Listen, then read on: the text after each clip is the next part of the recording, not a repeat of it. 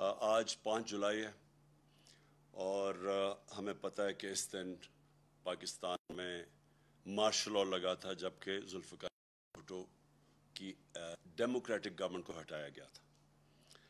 تب بھی جب مارشل لاء لگا تھا تو ایک بہت بڑی وجہ اس کی کہ امریکہ خوش نہیں تھا ذوالفقار علی بھٹو سے، اور بلکہ ہنری کسنجر کی ایک کوٹ کی جاتی ہے کہ اس نے تھریٹن کیا تھا کہ we will make you horrible example. اور تب بھی ایک پاکستان کا پرائم منسٹر کئی اختلافات ہوں اس سے، لیکن وہ ایک پاکستان کو آزاد فورن پالیسی کی طرف لے کے جا رہے تھے۔ مطلب یہ آزاد فورن پالیسی کا مطلب یہ کہ وہ فورن پالیسی جو اپنی عوام کی بہتری کے لیے ہو، یعنی کسی اور ملک سے کو خوش کرنے کے لیے نہ ہو، اپنی عوام کے کیا فائدے ہیں اس کے لیے فورن پالیسی بنے۔ تو تب بھی ایک بہت بڑا نقصان ہوا پاکستان، کیونکہ جو جمہوری پروسیس تھا وہ جو چل رہا تھا وہ رک گیا۔ مارشل لاء آیا اور اس کے بعد پھر سے شروع ہوا، اور ہم نے دیکھا کہ وہ پھر رکا بعد میں جا کے۔ لیکن اب جو ہوا اس میں جو ایک ہی چیز جو تب 77 میں اور اب جو چیز کامن تھی وہ یہ کہ امریکہ خوش نہیں تھا کہ پاکستان ایک آزاد فورن پالیسی بنا لے۔ وہ چاہتے تھے کہ وہی فورن پالیسی ہو کہ حکم ملے، ایک ٹیلی فون کال آئے اور پاکستان ان کی جنگ میں شامل ہو جائے، اور 80,000 پاکستانی جانیں ان کے لیے قربان کر دے، اپنے ملک کا بھی نقصان کرے، اور آخر میں پھر بجائے ہمارا شکریہ ادا کرنے کے لیے ہمیں یہ کہا جائے کہ جی آپ نے ہماری مدد نہیں کی افغانستان جنگ میں اور ہمیں ہی ذمہ دار ٹھہرایا۔ تو جو اس کا نقصان ہوا، جو ہمارے ملک میں رجیم چینج ہوا، جو انہوں نے یہاں کے میر جعفر اور میر صادق کے ساتھ مل کے جو کہ جیسے ہی انہوں نے جو لوگ ہمارے اوپر مسلط کیے، وہ پاکستان کے ہم سب جانتے ہیں 30 سال سے یہ وہ لوگ ہیں جن کی انٹرنیشنل فیم ہے چوری کی، صرف پاکستان میں نہیں، دنیا کے اخباروں میں ایک کو 10% کہتے تھے آصف زرداری کو۔ نواز شریف کے اوپر BBC کی فلم بنی ہوئی ہے کہ کیسے انہوں نے وہاں قاضی فیملی کو پیسے بھجوائے۔ اسحاق ڈار نے اپنے ایفیڈیوٹ میں بھی لکھا ہے کہ پیسے یہاں سے چوری کر کے وہاں بھجوائے اور وہاں سے ریمیٹنس دکھا کے پاکستان لے کے آئے، جو بار بار دہرایا گیا۔ فیک اکاؤنٹس یہی سسٹم تھا، یہاں سے ہنڈی حوالے سے پیسے باہر بھجواؤ چوری کر کے، اور ادھر سے پھر ریمیٹنسز دکھا کے پاکستان پیسہ لے کے آؤ۔ تو اس کے اوپر بھی فلم بنی ہوئی ہے نواز شریف کے اوپر۔ تو یہ وہ لوگ جو پہلے انہوں نے چوری کی، NRO 1 مل گیا، مشرف نے معاف کیا، پھر سے یہ 10 سال آئے، پھر انہوں نے چوری کی۔ تو وہ جو ان کا مقصد جو ان کو اوپر مسلط کیا تھا، ان کا صرف ہم سب جانتے ہیں کہ مقصد تھا NRO 2 لینا، اور انہوں نے NRO 2 کی صرف ان کی جو کوشش 3.5 سال میرے دور میں ہمیں صرف گرانے کی ایک ہی کوشش تھی کہ کسی طرح وہ دوسری دفعہ جو انہوں نے چوری کی تھی وہ بچ جائے۔ اب آج کا میں جو اصل وجہ سے میں نے آج یہ آپ کے سامنے قوم کے سامنے ہوں وہ یہ کہ دیکھیں، ایک پہلے سازش ہوئی، پھر ایک کرپٹ سیٹ اپ کو اوپر لے کے آئے، اور پھر انہوں نے اپنا NRO 2 لیا، اور اس کے بعد جو قوم کو یہ کہہ کے آئے تھے کہ ہم مہنگائی کم کریں گے، مہنگائی کے سارے ریکارڈ توڑ دیے۔ آج ساری قوم جانتی ہے کہ کبھی پاکستان میں اس طرح کی مہنگائی اتنے تھوڑے ٹائم میں نہیں ہوئی، اور یہ صرف 2008 میں یعنی 14 سال پہلے اس طرح کی مہنگائی تھی۔ مہنگائی صرف آسمانوں پہ نہیں گئی، جو ہماری معیشت تھی، جو کہ صاف جو economic survey of Pakistan government کی جو سروے ہے اس میں جو بتایا تھا کہ ساری چیزیں یعنی انڈیکیٹرز جو تھے معیشت کے وہ سارے صحیح راستے پہ جا رہے تھے، چاہے ایکسپورٹس ریکارڈ تھی، ٹیکس کلیکشن ریکارڈ تھا، اس کے بعد جو ہماری زراعت تھی ان کی بڑی زبردست 4 فصلوں کی ریکارڈ پروڈکشن 2 سال لگاتار رہی۔ تو ہر چیز جب پازیٹیو پہ جا رہی تھی، جب ہماری IT جو فیوچر ہے پاکستان کا، اس کی جب ہم نے جو ان کو انسینٹیوز دیے وہ بھی 75% 2 سالوں میں ایکسپورٹس بڑھی تھی۔ تو جب ایک ملک صحیح راستے پہ جا رہا تھا, انڈسٹری بھی گرو کر رہی تھی, روزگار میں یہ سب سے بر صغیر میں ورلڈ بینک کی سروے سب سے زیادہ روزگار پاکستان دے رہا تھا, اس وقت کے اوپر یہ سازش کی گئی. اور پھر جب لوگ پہلے ہی تنگ تھے, پہلے ہی قوم کی خودداری جاگ گئی. قوم نے جب دیکھا تو یہ کوئی بھی نہیں سمجھ رہا تھا کہ اس طرح پبلک سڑکوں کے اوپر نکلے گی. میں سچ بتاؤں, میں بھی نہیں سمجھ رہا تھا اس تعداد میں پبلک نکلے گی. عموماً تو لوگ جب حکومت جاتے ہیں خوشیاں مٹھائیاں بانٹتے ہیں, تو پبلک سڑکوں کے اوپر آ گئی. یہ کوئی بھی جو سازش کرنے والے تھے ان کے ذہن میں بھی نہیں تھا کہ اس طرح پبلک سڑکوں پہ نکلے گی. انہوں نے سمجھا تھوڑی دیر کے بعد یہ پبلک تھک جائے گی, گرمی بہت ہے. اس کے باوجود پبلک مسلسل سڑکوں پہ نکلتی رہی, اور جب بھی ہم نے ان کو دعوت دی, پرامن احتجاج کی, ابھی ہفتے کو قوم نے دیکھا کہ کس طرح پبلک آئی پنڈی اور اسلام آباد کی پریڈ گراؤنڈ میں, اور سارے پاکستان میں لوگ نکلے.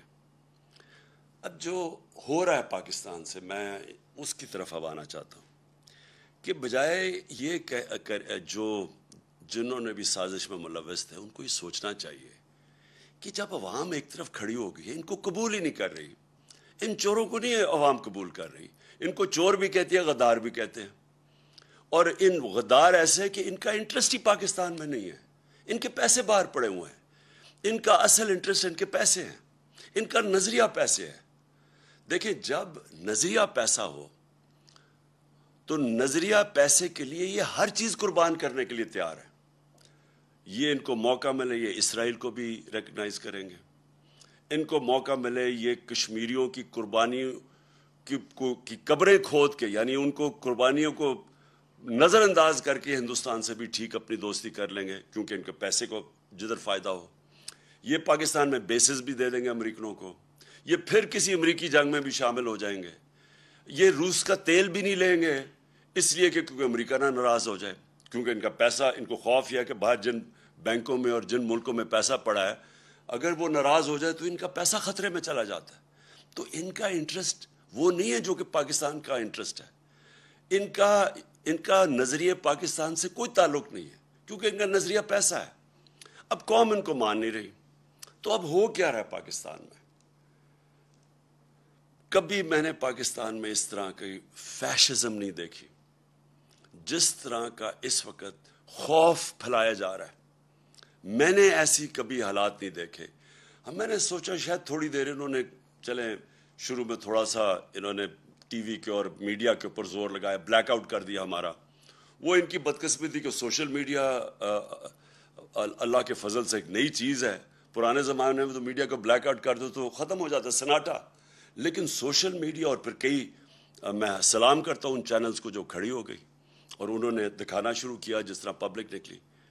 تو اب انہوں نے جو خوف اور ہراساں پھیلایا ہوا ہے, اور میں سب سے پہلے شروع کرتا ہوں صحافیوں پہ. دیکھیں, مارشل لاء کے دنوں میں ہمیں پتہ ہے پرانے زمانے میں تو صرف ایک ٹی وی چینل ہوتی تھی, پاکستان پی ٹی وی, تو اس وقت بڑا آسان ہوتا تھا انفارمیشن کو روکنے کے لیے. دنیا بدل چکی ہے, یہ چاہیں بھی تو آپ اس کو روک نہیں سکتے انفارمیشن کو. یہ سوشل میڈیا کا زمانہ ہے, آپ خبر نہیں روک سکتے.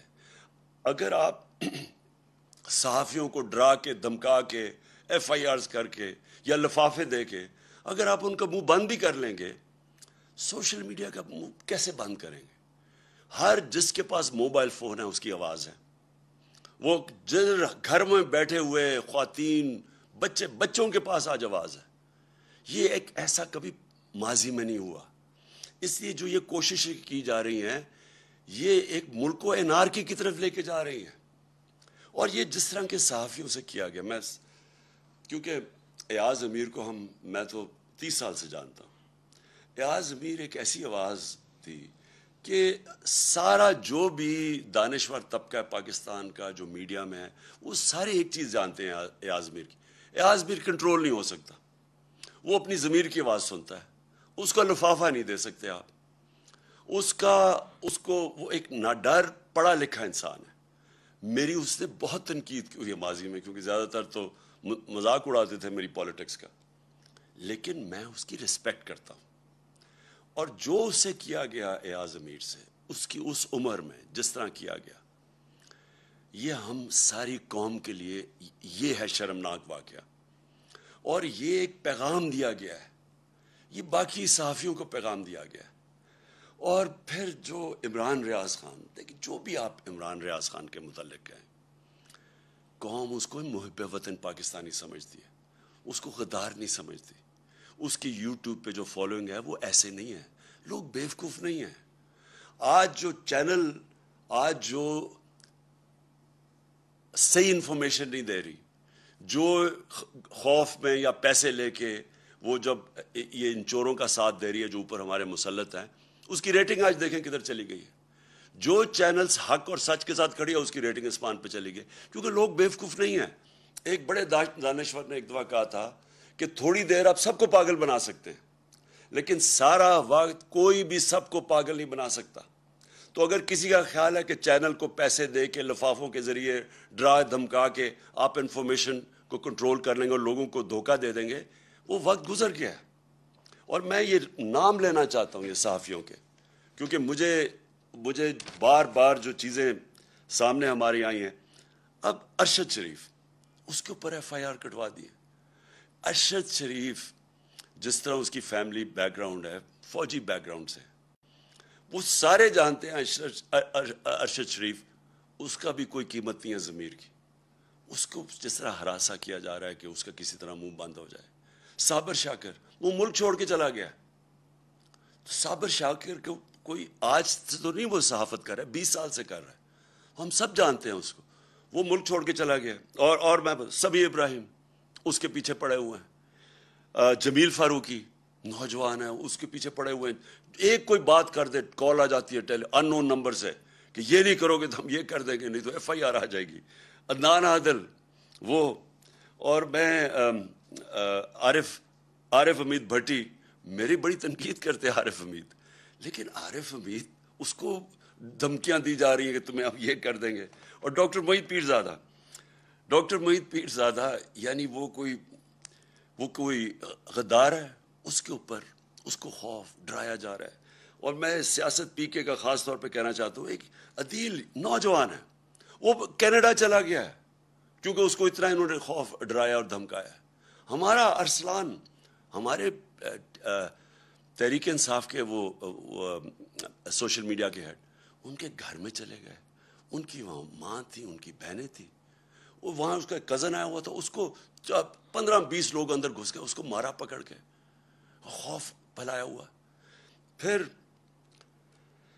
ہمارے سوشل میڈیا ایکٹیوسٹ، وہ یوٹیوبرز، ٹک ٹاکرز، وہ میرے پاس آئے، وہ کوئی بات کرنے وہ اسی دوران میں آئے، ان کو کال چلی گئی وہاں سے، وہ کہ آپ نے یہ نہیں کہنا، وہ نہیں لکھنا. دیکھیں بات سنیں، میں آج یہ سوال پوچھتا ہوں سب سے، اپنی قوم سے، اور میں اپنی جوڈیشری سے سوال پوچھتا ہوں، کیا پاکستان میں فنڈامنٹل رائٹ سسپینڈ ہو گئے ہیں؟ پہلے بتا دیں کیا مارشل لاء لگ گیا یہاں؟ کہ یہ کون سی کیا آئین اجازت دیتا ہے ان چیزوں کا؟ یہ تو میں نے آپ کو گنایا ہے. میری جو اپنی پارٹی ہے، جو کیمپین پہ نکلا ہوا ہے جو 20 حلقوں میں، وہاں جا کے جی وہ موزم جو تو یہ اس کے اوپر ایف آئی آر کاٹ دی. ایک شرافت لڑکا ہے، وہ ہماری کیمپین کرا تھا، اس کو، وہ پیسے والا آدمی ہے، 40,000 روپے کی چوری کے کیس میں اس کو اندر جیل میں ڈال دیا. وہ وہاں سے نکلا، پھر اس کو جیل میں پکڑ کے ڈال دیا جب وہ اس ایک کیس میں فارغ ہوا. یعنی یہ کیا کوشش ہو رہی ہے؟ میں پھر سے اپنی ادب سے اپنی عدلیہ سے پوچھتا ہوں کہ کیا ملک میں فنڈامنٹل رائٹ سسپینڈ ہو گئے ہیں؟ 25 مئی کو جب ہم نکلے ایک پرامن احتجاج کے لیے، اور ہماری ساری تاریخ ہے پرامن احتجاج کی، ابھی جو سیٹرڈے کو ہم نکلے ہیں، کتنی پبلک نکلی ہے پرامن احتجاج میں؟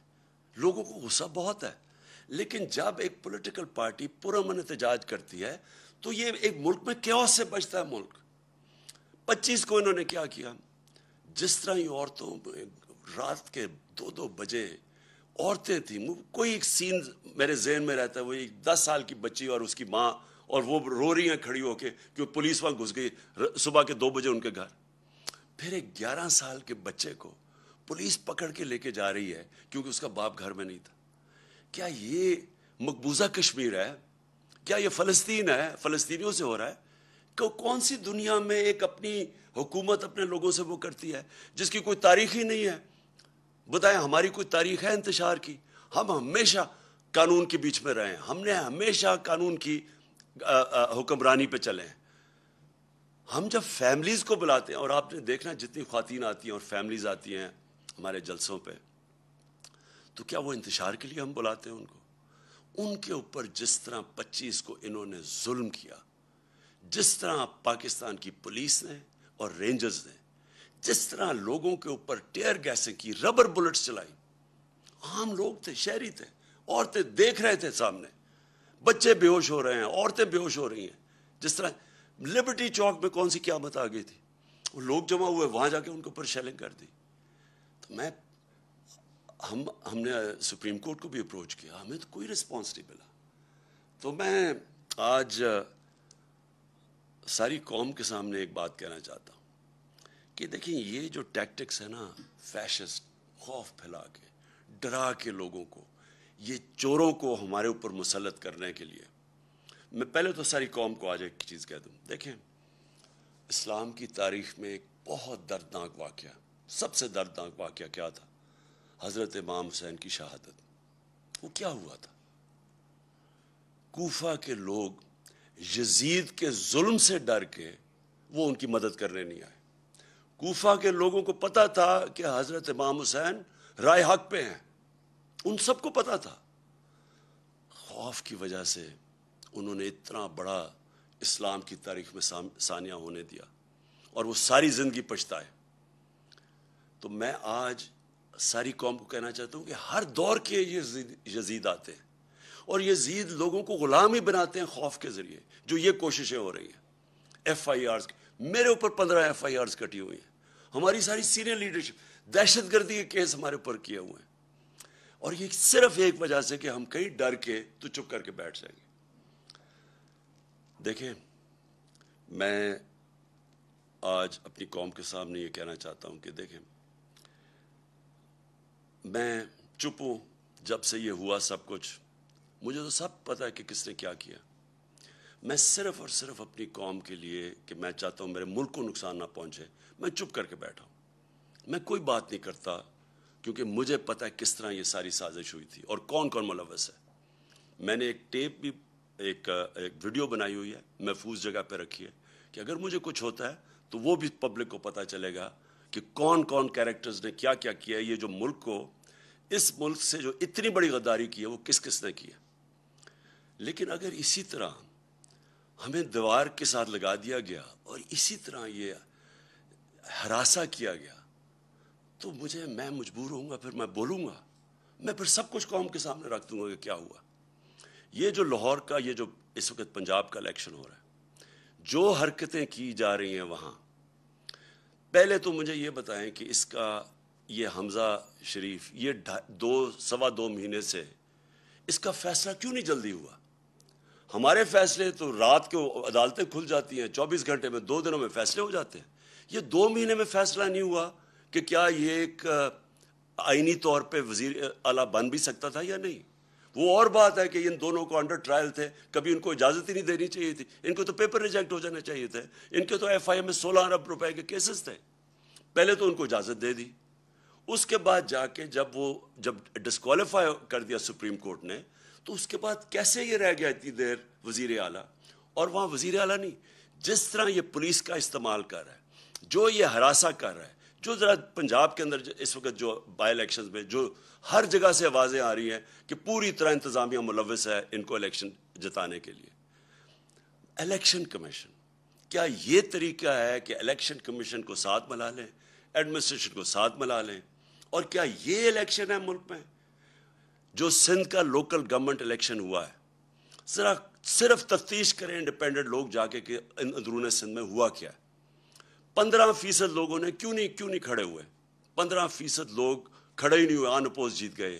پتہ تو چلوائیں کہ کیسے پولیس کا استعمال، کتنوں کے اوپر ایف آئی آرز کٹوائی، کیسے دہشت پھیلائی وہاں۔ تو یہ تو کوئی جمہوریت نہیں ہے، یہ تو ایک بالکل ہی فیشزم کی طرف جا رہے ہیں کہ کرپٹ، پہلے آپ غلطی کرتے ہیں، ایک سازش کے اندر شرکت کرتے ہیں ایک بیرون ملک کی، پھر چوروں کو اوپر بٹھا دیتے ہیں، وہ ملک کو تباہ کر دیتے ہیں، معیشت کا اور معیشت نیچے اور مہنگائی اوپر، اور پھر ان کو اوپر مسلط کرنے کے لیے سارے ادارے تباہ کرتے ہیں، ملک کے سارے ڈیموکریٹک انسٹیٹیوشنز تباہ کرتے ہیں، الیکشن کمیشن کو، انتظامیہ کو، ان کو ساروں کو استعمال کرتے ہیں ان کو پاور میں رکھنے کے لیے۔ میری درخواست ہے اپنے سارے ملک کے اداروں کو، اپنی قوم کو، کہ یہ ایک فیصلہ کن وقت ہے۔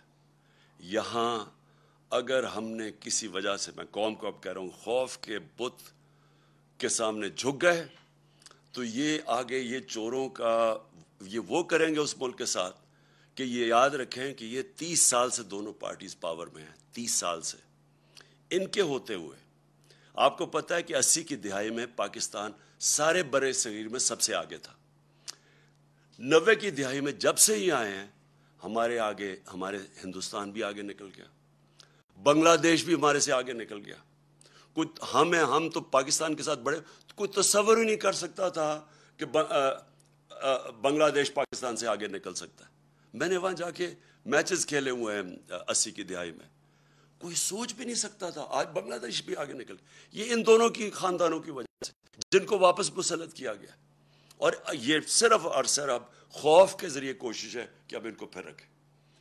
میں ساری قوم کو کہتا ہوں کہ ہم نے یہ جو 20 الیکشن لڑنے ہیں، بائی الیکشنز پنجاب کے اندر، ہم ساری قوم نے گھروں سے نکل کے ووٹ دینی ہے، ہم نے ان کی دھاندلی کے باوجود ان کو ہرانا ہے، کیونکہ یہ پاکستان کی جنگ ہے، یہ کوئی پولیٹکس نہیں ہو رہی، یہ اس ملک کے لیے جہاد لڑی جا رہی ہے، کیونکہ اصل میں یہ حقیقی آزادی کی جہاد ہے اور اس میں آپ نے سب نے شرکت کرنا ہے۔ یہ نہیں ہو سکتا کہ آج سارے لوگوں کے اوپر جو ملک جہاد لڑ رہے ہیں قانون کی بالادستی کے لیے اور اس ملک میں اداروں کو مضبوط کرنے کے لیے، جمہوریت کے لیے، ان کے اوپر ایف آئی آرز ہو جائیں، اور جو 30 سال سے ملک کو لوٹ رہے ہیں وہ دندراتے پھر رہے ہیں، آصف زرداری ایسے پھر رہا ہے جس طرح کہ وہ پاکستان کا کوئی بادشاہ ہے، دوسری طرف وہ نواز شریف چوڑا ہو رہا ہے، وہ واپس آنے کی سوچ رہا ہے، وہ اسحاق ڈار جو کہ ملک سے باہر بھاگا ہوا تھا، جس کا ایفیڈیوٹ بھی ہے حدائبہ پیپر مل میں، وہ تیاری کر رہا ہے واپس آنے کی، شہباز شریف اور حمزہ شریف جن کے اوپر 16 ارب روپے کے ایف آئی کے کیسز تھے، جس میں 4 گواہ اب تک جب سے ہی آئے ہیں 4 گواہ مر چکے ہیں، ایک انویسٹیگیٹر مر چکا ہے اور ایک کو اب ہارٹ اٹیک ہوا ہے۔ اور کیا وہ کون کیمپین کر رہی ہیں اس وقت پنجاب میں؟ مریم، یہ مریم وہ ہیں جنہوں نے سارے ٹی وی کے اوپر جا کے کہا 2014 میں، ان کی چلتی ہے وہ، کہ میری لندن تو پاکستان، لندن چھوڑے پاکستان میں بھی کوئی پراپرٹی نہیں۔ جب یہ کہہ رہی تھی ان کو نہیں پتا تھا کہ 2 سال کے بعد، کیونکہ اللہ الحق ہے، پینما کا انکشاف ہو جاتا ہے جدھر پتہ چلتا ہے کہ لندن کے سب سے مہنگے علاقے میں لندن جانتا ہوں، سب سے مہنگے علاقے میں 4 بڑے بڑے مہنگے ترین اپارٹمنٹس ان کے نام پہ ہیں۔ جب یہ 2014 میں کہہ رہی تھی تب ان کے نام پہ تھے، اور 2016 میں انکشاف ہو جاتا ہے۔ پھر عدالت میں جا کے ان کو سزا ہونی چاہیے تھی کہ اوتھ کے اوپر یہ کہتے ہیں، ایک کانٹریکٹ دیتے ہیں جس میں جس فونٹ جسے کلیبری فونٹ کہتے ہیں، وہ نکلتی ہے فونٹ جس میں کانٹریکٹ لکھا جاتا ہے، وہ 2007 میں آتی ہے اور 2006 میں کانٹریکٹ سائن کر جاتا ہے، یعنی جعلی کانٹریکٹ، سیدھا جیل تھا اس کے لیے۔ بدقسمتی ہمارے ملک کی کہ طاقتور پکڑے نہیں جاتے، اور ایف آئی آرز کن کے اوپر ہو رہی ہیں؟ سوشل میڈیا ایکٹیوسٹ، وہ صحافی جو کہ سچ لکھ رہے ہیں۔ ہمارا اللہ کا حکم ہے امر بالمعروف، اچھائی کے ساتھ کھڑے ہو۔ یہاں یہ سارا نظام ہمیں کہہ رہا ہے برائی کے ساتھ کھڑے ہو، اچھائی کے ساتھ کھڑے ہو گے تو ایف آئی آر کٹ جائیں گی۔ سارے ملک کا نظریہ بھی تباہ کر رہے ہیں، رول آف لا بھی تباہ کر رہے ہیں، ادارے بھی تباہ کر رہے ہیں۔ نیب بھی آج گئی، نیب کا انہوں نے اب خود ہی نیب کے جج اپوائنٹ کریں گے، اپنے کیسز اپنے جج، یعنی ملزم اب قاضی بن جائے گا۔ ایف آئی اے تباہ، نیب تباہ، پارلیمنٹ یہ جو ہے، اگر نیشنل اسمبلی میں راجہ ریاض اگر اپوزیشن لیڈر ہیں تو سمجھ جائیں وہ کیا رہ گئی نیشنل اسمبلی کی اہمیت۔ ادھر پنجاب میں عجیب ہی مذاق ہو رہا ہے، وہ ایک غیر آئینی طور پہ وہ وزیر اعلیٰ بنا ہوا ہے، وہ بھی تباہ۔ الیکشن کمیشن کے اوپر کسی کو اعتماد نہیں ہے، چیزیں نکلتی آ رہی ہیں کہ کس طرح، صرف ان کا ایک مقصد ہے کسی طرح اس سیٹ اپ کو اوپر رکھنے کے لیے۔ تو اس لیے میں اپنی آج ساری قوم کو کہتا ہوں کہ ہمیں اب کھڑا ہونا پڑے گا. ہمیں یہ ساری جو فیشسٹ ٹیکٹکس خوف کے ذریعے ہمیں ڈرا دھمکا کے یہ تسلیم کروا رہے ہیں، ہم نے سب نے اس کے خلاف کھڑا ہونا ہے. اور سب سے پہلے ہم نے یہ جو 20 بائی الیکشنز ہیں پنجاب میں، انشاءاللہ ان کے اندر ہم نے ان کو دھاندلی کے باوجود شکست دے کے، اور انشاءاللہ اس کے بعد ہمارا جو ایک ہی طریقہ پاکستان کو اس مشکل وقت سے نکالنے کا، وہ ہے صاف اور شفاف الیکشنز. پاکستان پائندہ باد.